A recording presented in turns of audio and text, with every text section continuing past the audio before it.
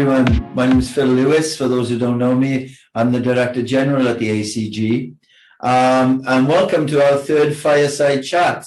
I'm delighted to welcome today Clive Jones, no less than a prolific anti-counterfeiting officer in Trading Standards, and someone who has worked with us so very closely for the last 15 to 20 years. I think I met Clive about 15 years ago, and he's been hugely supportive of ACG's work, but also he's been a champion of the fight against counterfeiting and piracy.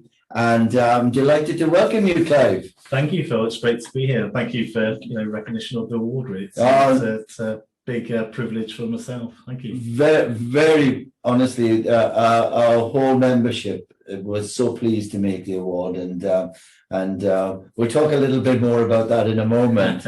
Just about Clive, by the way, Clive had been in Trading Standards for about 38 years, and he's finally retired from Trading Standards, which was a great loss to us all. But just before he did, I'll just give you an idea of Clive's impact.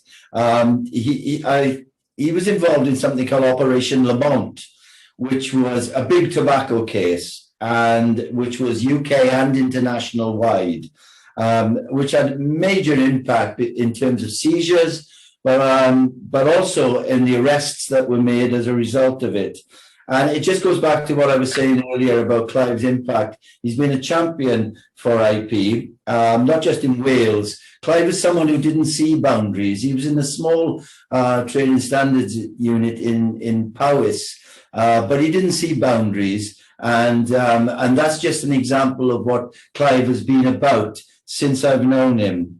So I'm going to let Clive talk a little bit now. So I'm going to, just as an introduction, Clive, firstly, how does it feel to be retired from Trading Standards? Wow, it's as you said, 38 years. It seems to motor along really. I still think I'm 20, but my body, I think, is not probably coping with the demands of a 20-year-old. It does feel more so in late 50s, but it seemed to motor really. It's an amazing kind of variety of work that we did in the past. But yes, I think retired, but I think, it's a new chapter. I think really that's the way I see, the future. I'm going to miss, colleagues, fantastic teams that I've worked with, and, in Wales, there's some great kind of officers in Wales, particularly in IP crime and across the board, and going to miss, some of the interaction. But in the new world, I am involved in different agendas, so I'm still there. I'm not kind of not buried yet.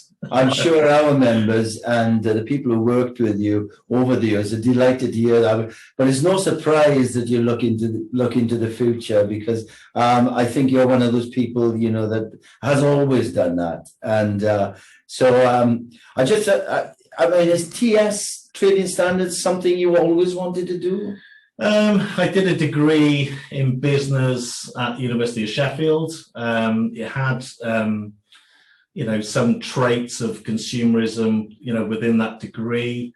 By chance, I think I applied for something like 40 jobs really, and it's again, this was the early 80s. Got an interview with Powys and accepted that. And I think if I didn't accept that, then it could have been possible links into the business world really. But I was really pleased, to come down to Powys and to start there. Totally different authority to a lot of county councils exist in terms of what the emphasis and what the priorities were. But if my mum's watching this, she'll recall that the first week I was out walking commons looking for sheep, as part of sheep scab orders, in terms of various the demands and the pressures of animal health legislation at that time, which continue as well. No, really, I think I've got burnt on some of the Brecon Beacon Commons, I think, within week one. So hey, that was the start of the career, to show the variety of the work. Well, definitely Trading Standards gain and our gain in the end. It reminds me, I applied for a few jobs myself. One was in a builder's yard, and I think many people think I should have stayed there, but there you go. So I think, what would you consider to be the, looking back, some of the most important sort of day jobs and responsibilities you've had in the role? I think it changed really because I was fortunate through the training system then that, you had 4 years effectively to become trained to do the job as an officer. I mentioned this was the early 80s, but by chance it was miners' strikes, and our area, Sugar Nice, the bottom end of the top end of Swansea Valleys, a lot of poverty there. So some of the work we were doing around consumer advice and supporting people, that gave me a real emphasis to the work that I felt was important. Is that the demonstration that Trading Standards was there to support vulnerable people really in a lot of situations. So the first 10 years was learning the job, was going out there. Of course, the backbone of the job is weights and measures inspectors. So I think then distinctly different role really. You're accepted as probably an important enforcement, community within your community and as such. And as the job evolved, and of course we've got things like the Trademarks Act. And then obviously the recognition that just because you're in Powys doesn't mean that you're not going to be affected by, criminals, travelling criminalities. Some of the challenges, things like the Trademarks Act, brought along, and the tools they gave you really, because they gave you fantastic tools to actually do something about some of the criminals that were targeting even areas like Powys really as such. So it was the variety of how the job was changing from a very inspection world to being dominated by a lot of criminal activity. So we had to get the tools and the skill set to actually investigate really. And that's what Trading Standards is all about really, is very good investigators that are able to do a massive A to Z of, 100 enactments really, which is a real challenge as such. And I think we've really moved on also to dealing with serious and organised crime really. So that's the variety that we've moved into now, and I think we're comfortable with that side of the world, that with our skill set we can actually sit at the table and say we can actually deal with some of these things. Well, I remember when I first came into it and met people like yourself, I had no idea of the range of enactments that you actually have to deal with. I was surprised when somebody told me that it was a wider realm than the police. And of course, with that now has come this extra responsibility. And sometimes the dangers, I guess, Clive. You're entering a world here where that it's completely different. This is organized criminality now, in counterfeiting alone. And that must have shaken a lot of people up in Trading Standards. I think so, really, because, and there's different facets to the job. As I said, the A to Z is from animal health to weights and measures, product safety, food. There is an inspection arm of supporting legitimate trade. That is really one of the biggest factions that we're there for. We're about promoting and developing good business and doing something about the bad business and the criminals, and all that is to help consumers within your area. So and behind that you've got to have the knowledge and the ability to recognize that yes, you're doing it within one geographical area, but the influences aren't just the people on the high street or what's in front of you. There's likely to be connections wider than the area that you're actually working. So you've got to have good networks within your profession. You've got to think about partnerships across the board with the police, and I think the police are effectively our biggest enforcement partner. But you've got to look at community safety. You've got to look at other people to support you in trying to deal with that particular threat, really. Otherwise, the criminals will get away with it, really. But yeah, I think rightly or wrongly, I think organised criminality is behind a lot of different things, and we've got to recognise that. We've got to make sure staff are safe. But make sure that we put our problems in the right arena to deal with it in partnership, really. Yeah, and I think that's a big thing. The one thing, of course, is that criminals don't recognize boundaries. No. And they're they're very well funded as well, which of course is another issue that we might drop into. And counterfeiting particularly is one of those sort of deeply insidious kind of crimes, really. It's really hard to shift once it gets into a community. And it still tends, I think, to be regarded as a spotlight crime by many. Do you find that kind of thing frustrating? Yeah, I think, and again, quite rightly, trademarks and the protections there cover all sorts of industries. The variety of the investigations that I've been involved with just on intellectual property crime, comes from supporting a local business to do with counterfeit, fly fishing, technology, to counterfeit tarmac with operations involving millions, where we sent a criminal down for 5 years. Who would have thought that would be part of it?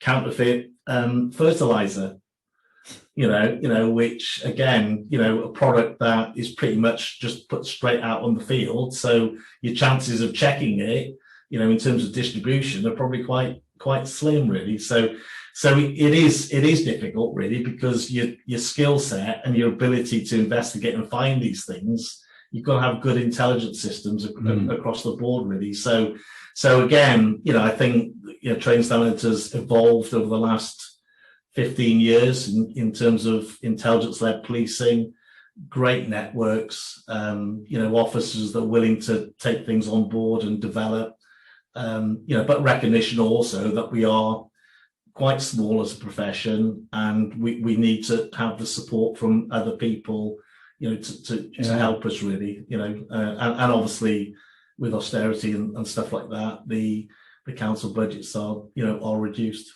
Yeah, and the impact of having that central and national intelligence side to Trading Standards changed the game really a little bit. But also what changed the game, of course, was the introduction of austerity, as a result of the economic crisis. And I just wondered what sort of impact you saw.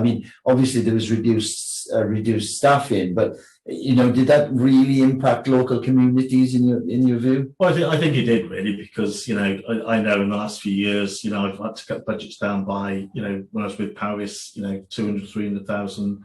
That's a lot of money, really. That's less officers, it's less expertise, it's more pressure. It means that you've got to be sharper with your business planning, your priority setting. You've got the issues of keeping the councillors and the checking processes within councils to make sure that you're doing what they want you to do, and that's so high level checks there.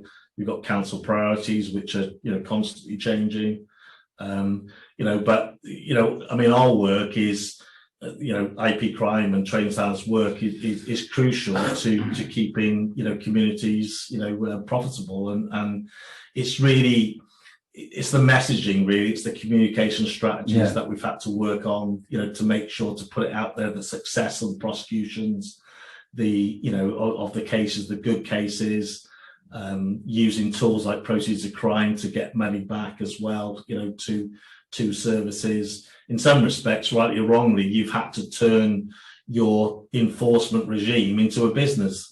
Really, you've had to take on other services in other areas to really keep yourself as a balanced budget, really, and that brings pressure, but it also brings opportunities to you to develop, yourself, really, because you've got to adapt to survive, really, and that's possibly not what people in other sectors might think happens in public service, but that is true. When I started, Trading Standards was a standalone service within a county council, recognised for distinct areas of business.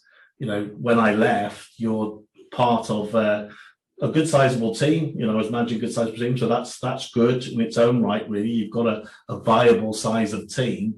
Yes, okay, reduced, but you're really part of a multifaceted directorate where in some respects the identity is completely different to what existed 30 years ago as such. So you've got to really work hard to survive, really. And in some respects, that's one of my frustrations, really. I mean, the job itself should be good enough to identify and tell people that, you know, you're protecting consumers, you're protecting good business. Yeah. It fits on any government agenda, really, as such, and it needs its own identity kept within whatever structure exists. And of course, last year's pandemic must have shone an extra light on the sort of reduced resources that, you know, are around. And you were still there at the time, yeah? Yeah, I was managing the COVID enforcement, really, for the council. The services, you know, there's positives with this, you know, horrendous pandemic that kind of hit us for the Trading Standards Service, because they were recognised as business critical work. You know, because obviously the public health side, enforcing COVID enforcement, supporting business, you know, to get back to recovery. You know, and you know, really difficult times for business, real massive challenges for them. So it's about giving them the tools to recover, and good advice and massive support, and, you know, but also having a deterrent, you know, to actually deal with the ones that are stepping out of line, really. And even that was done in a supportive way. You know, it was very much an arm around them to help them survive and support, and, you know, possible just warnings on the ones that need warnings, and very few, you know, actions taken against them, really. But in terms of the challenge for the services, pretty much the pandemic took over, you know, because the council itself had to reshape itself to try and deal with it as such. So there was massive black holes of work that just wasn't done, really, and things like IP crime, even though with issues of, and unfortunately councils were dealing with massive issues with PPE and with hand sanitizers and all sorts of cons, you know, which again is a hateful side of society a little bit, that in, you know, horrible times with massive challenge, that you've got people who try and manipulate, you know, some of these issues and some of these products to people that are vulnerable, or the general public that want, you know, accept that if they've purchased a product that it is going to be of a certain standards as such. So a lot of challenges there, really, but positives for the profession, that they were seen as important. But, you know, the recovery process, very difficult, really, because, you know, I think it's a new world. Yeah, you know, going forward. I think you're right. There was two things there, and the first was, I think, that people don't realise that trading standards would not only be involved in enforcement, they were part of the recovery process as well, which is really important in local communities, particularly those that were under serious pressure. But what also happened, I guess, was the you know, online buy-in became dominant, and people, as you rightly say, were beginning to not only buy things that they couldn't get, but they were buying things that they thought would help them, like remedies and sanitizers and PPE and all of that, and found out, of course, that they were nothing more than junk in the end. So did you see that actually on the ground, that, you know, the people buying this stuff, you know? Yeah, well, it was different levels, really, because obviously we had to get involved with supporting procurement processes to give good advice. You know, our officers are skilled up in terms of making sure that you know, large councils weren't making purchasing decisions which were wrong. Yes, we've also got the other level, which is the general public aren't getting conned. So you're trying to respond, you know, to all of those threats, really. But going back to the platforms, it is a massive challenge, I think, for any organization, you know, nationally, to try and deal with them as a selling, you know, method, really. There is positives in terms of the availability and all sorts of things, but the regulation of them is very difficult, really. You know, we've also got the side of things like, you know, hate crime and community safety issues and counter-terrorism issues with them, that seem to be important to do with them. But so is IP crime, and so is making sure that what they're selling is correct. And that is quite difficult. And there is there should be a higher level onus on them as platforms to make sure they know what they're doing. Really, that is crucial. The legislation probably isn't strong enough at the moment. There is a public perception that if they go through certain platforms, then they're always going to get a genuine and a right product and a product of a certain standard, and that's not the case. Investigations are showing up that some of the organizations that we would expect to be compliant aren't.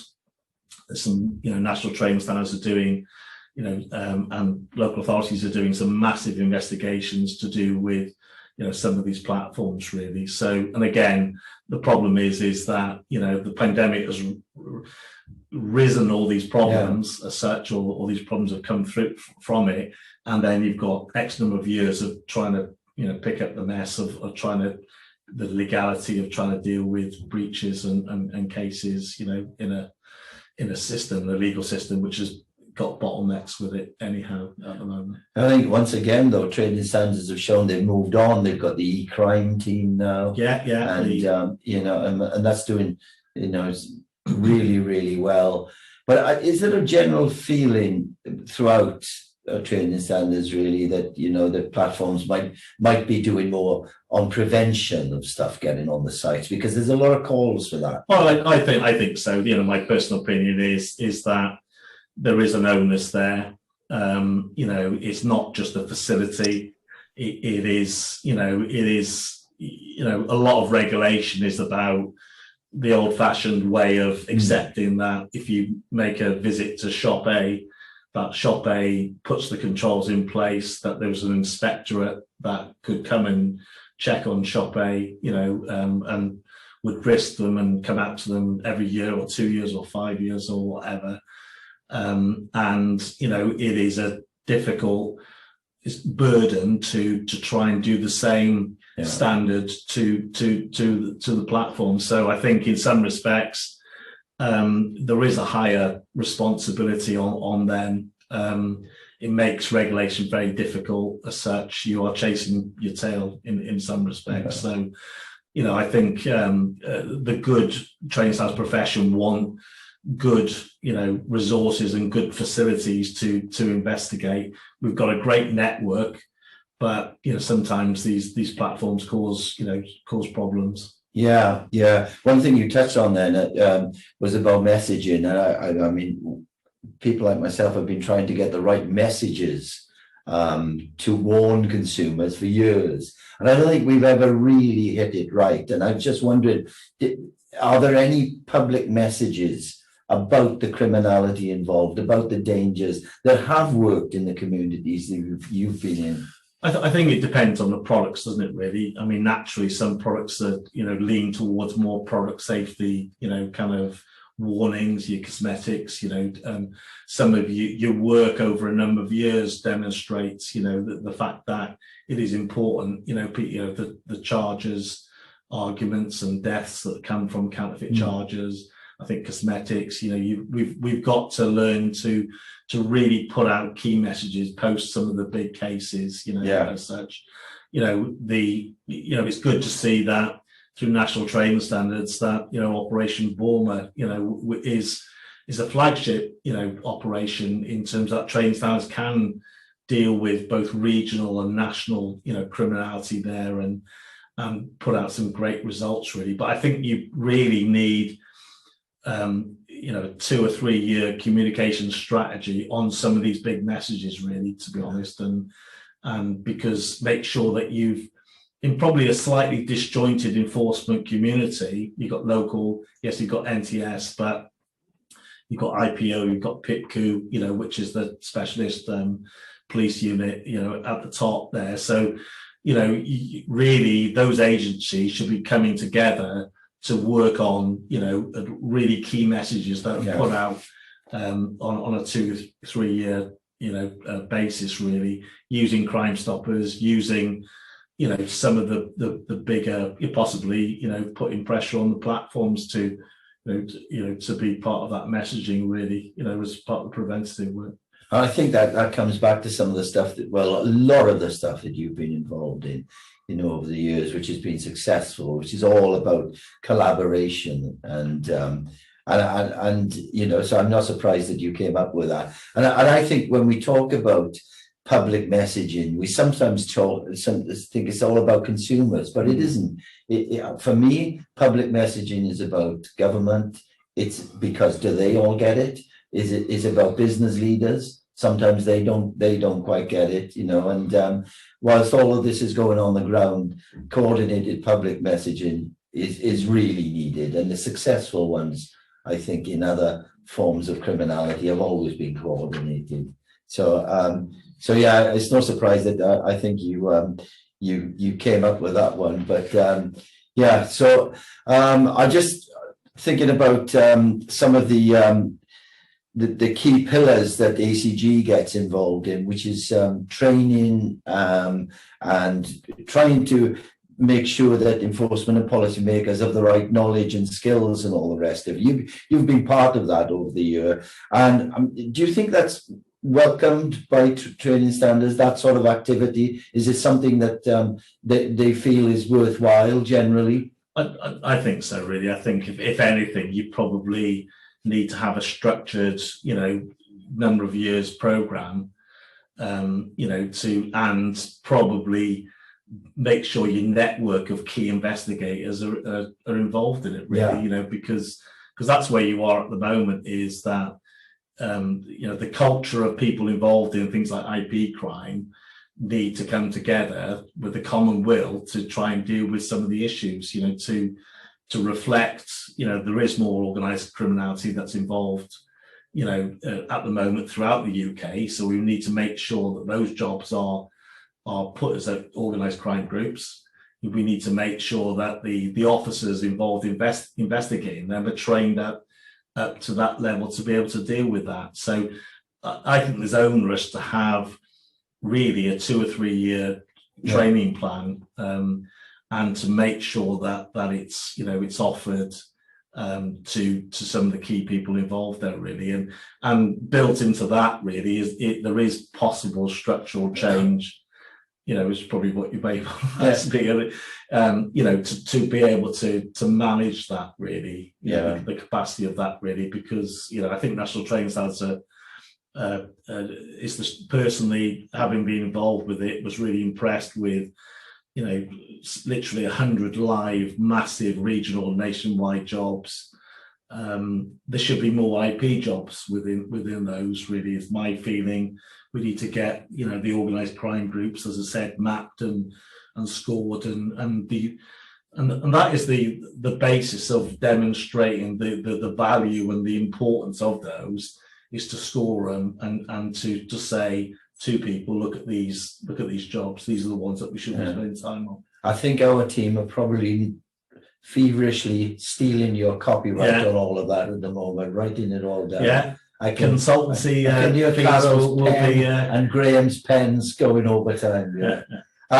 One of the things that I wanted, you know, that we talked about the pandemic a little bit. There's a lot of challenges that have come out of the pandemic, and a lot of changes.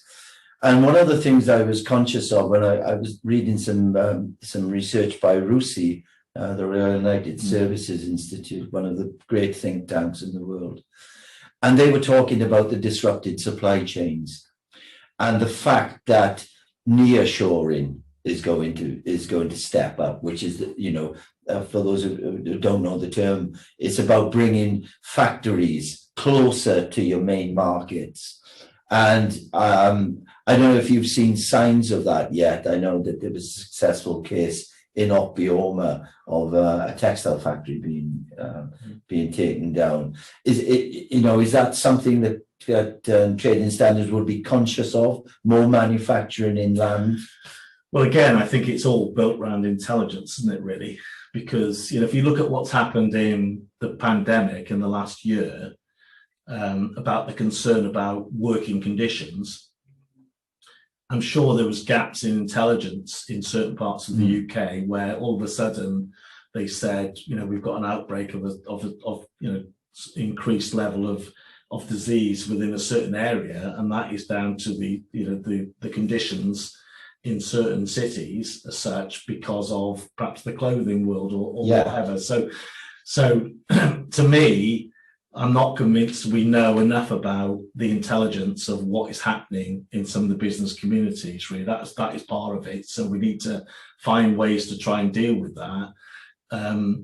I think some of your question is down to what is the mindset of the criminal in terms of how they're trying to adapt to a change in the selling conditions, really, and I think they are adapting, aren't they? Yes, we talked about some of the stuff that I'm involved with illegal dog breeding at the moment, which has gone massive and as such not necessarily related to IP issues, but it's just an example of emerging issues, and that's what the IP world's got to look at, really, is to really do a lot more detailed work as to what is, with the conditions out there at the moment, what is going to emerge, out of it, really, how the criminal's going to adapt to, probably a pandemic that's still with us for a certain period of time, as such. And that's how the policing world are adapting, because their crime has changed, massively over the last couple of years, as such. As you said, I think cyber is a big part of it. So we need to see whether our cyber structures in terms of regulation are strong enough to deal with things. And I think we just need to improve our intelligence, capability at all levels, really, to identify stuff that is changing, all the time. Well, I think, we often talk about, and we know about, money being diverted from IP crime into other forms of illicit trafficking. But until I spoke to you earlier, who would have thought that alongside drugs, weapons, and people would now be dogs, dog breeding and dog theft and stuff. And I think you told me that, dog theft, a dog nowadays will cost you £1,000 or whatever, whereas 5 years ago it would have been a quarter of that. Yeah, that's right. So, and of course, that's where the money will go next. Yeah. And police forces are trying, like Trading Standards, are trying to adapt their structures to deal with that increased threat, really. And the same applies, on the IP crime side of things, really. It's that emerging horizon scanning stuff is really crucial now, because, we're used to certain sectors, footwear, clothing, certain sectors being, certain big players, but we've got to adapt that the whole retail world and selling world is massively changed, so that puts demands on us and makes us have to change with it, really. So looking back, and you've only left a short time, but looking back, what would you think would be the biggest challenges now to Trading Standards as a community? I think it's the the A to Z I talked about. It's too big, really. I think really the variety of the job is fantastic. It improves you as an officer, as a manager, as somebody as part of it. It's exciting. I think it helps you grow as those positions, but it's incredibly hard. Yeah. To keep and maintain those skill sets, really, in a profession, I think is very hard, even if you specialize within them as such. So I think there needs to be some honest conversations about what Trading Standards can deliver. Yeah. I think the structures need to be looked at with increasing cuts. It is a postcode lottery as to what services you get throughout the UK, and that applies in Wales as much as anywhere. Services in some places are expected to deliver those 100 acts of Parliament, whether they've got 4 staff or whether they've got 25 staff. So the citizens and businesses in those areas are getting probably a lesser service, just because council bosses or whoever has made a determination to cut different services as such. So I think there needs to be those. Again, one of the issues is that Trading Standards is probably accountable to something like 15 different ministries. Yeah. Whether it be foods, food side, animal health, the whole range of Home Office or base or whatever. It's probably no direct route to your powers to be in terms of decision making. There's some goods in that, but the big bad in that is the fact that unlike the police, with Home Office, you've got one channel to explain your problems, really, and all these other agencies don't really understand the full span of work that is done, really. So there's an isolationism of the way that the approach is dealt with. So I think it's a difficult one, really, because enough reports have been written about the issues there, but it is very much, oh, that's terrible, but nothing really seems to be done about it as such. So I think the possible status with national trading standards in terms of public board status may help. At the moment, the services are commissioned very well in certain areas. That gives you quite a direct route up to the ministry as such. If anything that's shown in the last 12 months is that having services locally is quite key, in terms of the pandemic. There's definitely that side of things on the public health side of things. So the connection somehow must be kept. Because there's a lot of agencies that have really lost touch with the local community and making sure businesses are supported and regulated because they've stepped down too much away from community. So that, that is a big part of it. But somehow there needs to be delivery plans that actually do work and put a commitment to say, if you're actually going to have the responsibility to enforce those regulations, that you do deliver and you deliver properly, even if that's a reduced world. I think you answered my last question, really, and it is a difficult one, isn't it? Because in today's world, where you're fighting international criminality, you're talking about really having a central sort of structure for that. But you don't want to lose your community base. Yeah. So it's a complex balance. I think it can be done. But so I think you've answered my final question on that one. But I did want to ask you one more, which is you've had a terrific, honestly, and well recognized trading standards career. And so what's next for Clive Jones? Well, I pretty much carried on, really, to be honest. Sad to leave Powys and colleagues, fantastic colleagues, but going back to my 20-year-old analogy, it's too young to retire completely. So I'm working with regional trading standards in Wales, which I'm really enjoying on different agendas, and some other work. I have set up a company. So, I intend to work for some quite time in the future, really. So a lot of the good friends and partners are still out there, and it's great to see them. And I look forward to the future. So brilliant, everyone. We are keeping him. You're trying to get away. Well, some might say, some might be just checking I'm still alive. Well, one policy officer once said to me, "I'm off, Phil, before I get found out." That's not the case with Clive Jones, who's been an outstanding contributor, and not just on IP crime, but to trading standards over the years. And with that in mind, the membership of the ACG wanted to recognize everything you've done on our behalf and together with us. And so we'd like to present you with this award.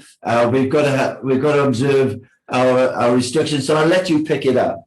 Yeah, okay, that's great. Thank you. And thank you very much, everybody. It's much appreciated. And it isn't just from the ACG team; it's from everyone at ACG. And I'm sure everyone who's had any dealings with Clive Jones of Powys, well respected, a great loss to trading standards, but we are keeping you. Thank you very much for all you've done, and thanks very much for today and your insight. And we will be applying some creative theft ourselves and drawing up some plans based on what you've just said. That's great. Thank you, everybody. And thanks for attending, everybody. Much appreciated. Thank you. Clive Jones, everyone.